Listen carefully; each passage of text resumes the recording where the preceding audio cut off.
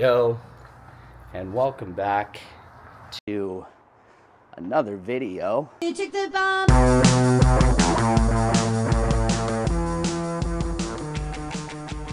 Got the bike mounts all set up. I'll tell you, I'm really impressed that we got both cars to fit with the sauna and with the cold plunge in here. It's really sweet. I dig it having the at-home wellness studio all set up. Although it is a tight squeeze to get in, we do what we can. Awesome. And we are ready to rock. You know, I have so much gratitude that I have found lately in just having my peace. And it just reminds me that there's some people out there that have no idea what true peace is, because they're so focused on everyone else and what everyone else has that they're just constantly focused on what they don't have and constantly sinking their talons into others because they believe that they're actually deserving of what that person has. When truth be told, if that's your thought process, you're not. If you are constantly in that dogmatic thinking of, oh, this person has what I want, and because they have it, they don't deserve it, I deserve it. That way of thinking is getting you nowhere, and it's probably gotten you to where you're at right now. And if where you're at right now is not where you desire to be, that is the firm indicator that it is time to do something different. It is time to pattern interrupt. And realistically, for many years, I'll share a story with you. For many years, when I was running one of my first businesses that was actually incredibly successful, I used to focus on everyone else's scorecard except for my own. And what that actually means is I was constantly focused on what other businesses were doing, what my friends' businesses were doing, and I would really just get caught in this dogma of paranoia, of comparing where they were to where I was.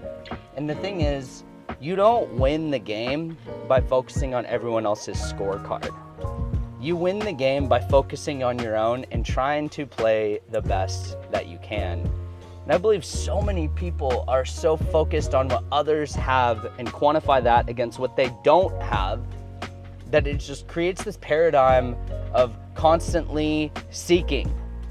And it's just all wrong. We're meant to do so much more than attain, accomplish, and achieve. As humans, we are meant to do so much more. And I'm not trying to get esoteric and woo-woo with you. I'm actually more practical than that. However, I will say many people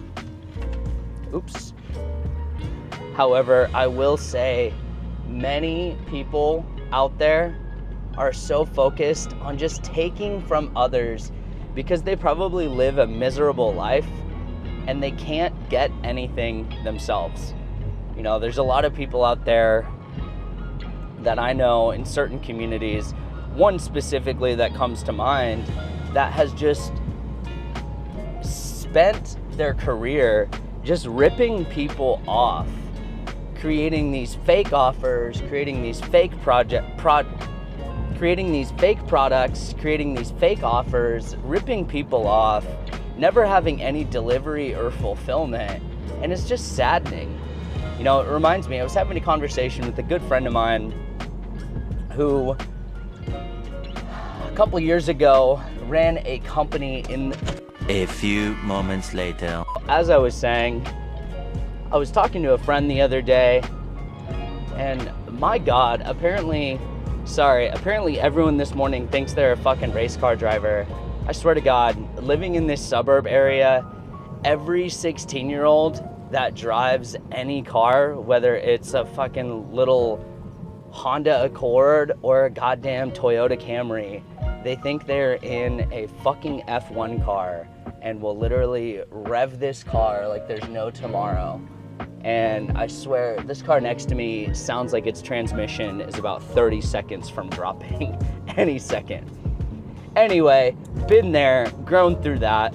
In fact, when I was in high school, I used to throttle this Honda Accord that I had. My first car was a Honda Accord. Man, I used to run that fucking thing into the ground.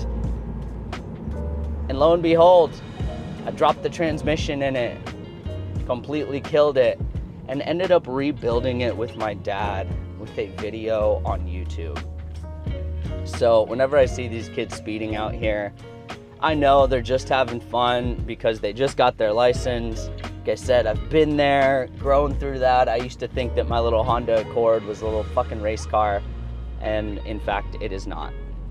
Now, as I was saying, I was chatting with my buddy the other day, and he, once upon a time, ran this sales program, and this sales program was in charge of pretty much developing some of the biggest sales offers in the space. You know, everyone from Mitch Miles, Cole Gordon, Tanner Chidester, guys like that are big in the sales space. Eli Wilhide, whose real last name is Wilhide, it's not Wild. If you don't know that, you probably have never seen him live and just connect with him on Facebook.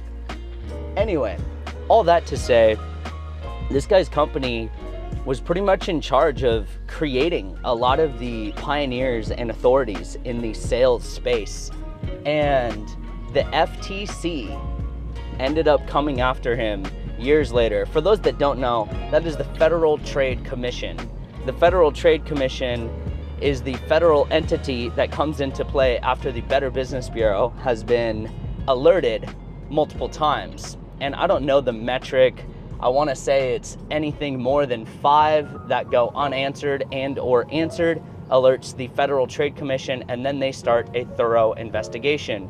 That's usually where class action lawsuits happen. That's usually where refunds and payouts happen for individuals and or clients that have either not gotten their product delivered, have not gotten their offer deliverables, etc., etc. Now, in this, you can look it up online. However, in this FTC document that was released yesterday, I'll post the link in the description for y'all to read. In this FTC document, it shares that they basically weighed in the favor of the consumers that did not have products delivered, and this company and all of its individuals that were partnered with it each had to pay out a total of $1 million in refunds. All that to say, when you don't do good business, when you don't substantiate your reviews, when you don't substantiate, even if someone is saying this product works, that does not substantiate your review. It does not. And here's the example. They had a few clients that came in and came out of the program that they used their reviews to sell people, and basically would sell people on the fact that when you come into this program, you will make at least $20,000 to $30,000 a month, if not more. They had a few clients that came in that in fact did that they used an anchor for. Now, you cannot substantiate results that are not across the board. You cannot substantiate results that are not across the board, which means they were selling essentially a pipe dream. They were selling a false narrative. That is called false advertising.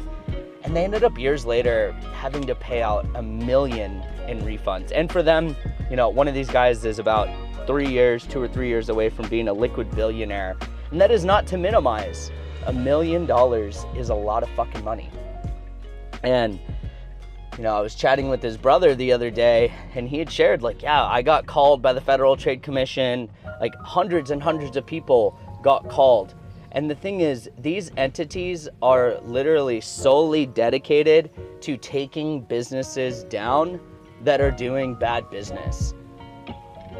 Even years ago, I had the Better Business Bureau alerted, because at the time, there were some things that we had under a subscription model that just were not being fulfilled in the right way. And although the onus was put on others because they weren't putting in their orders for their subscription, it also falls back on the business to do their due diligence in a way that can be proven. So if you're not reaching out to the business and or individual and letting them know like, hey, your subscription is tapping, I want to try to get you your product. If you're not doing your due diligence, if you're just letting a subscription tap and there's no follow through, the FTC can and more than likely will come after you in the future.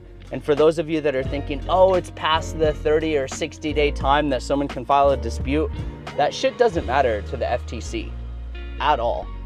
So all that to say, if there's any part of you that is not doing good business, whether you're a business owner, a service provider, you own a product, brick and mortar, etc., do good business, because honestly, it is much harder to do bad business than it is to do good business. And truthfully, it always comes back around, like especially taxes and shit. Like, man, I know so many business owners out there that just don't pay taxes. They're like, oh yeah, I'm running it through this account, I'm using my social. That shit comes around. It always does. So if it hasn't caught up to you yet, it will catch up to you. But with that being said, act with integrity. Like, truly, act with integrity. Like, do what you say you'll do, follow through, because so many people want to be a business owner, but they don't want to put their big boy or big girl pants on and truly show up and do authentic and good business. That shit always comes back around. I'm just grateful that I never had it come around to me in that way, because I believe in doing good business. I believe in delivering on offers and fulfilling on products when they are ordered, because California consumer law ain't no fucking joke. And with that being said, appreciate y'all being here. I'll see you on the next one. Peace.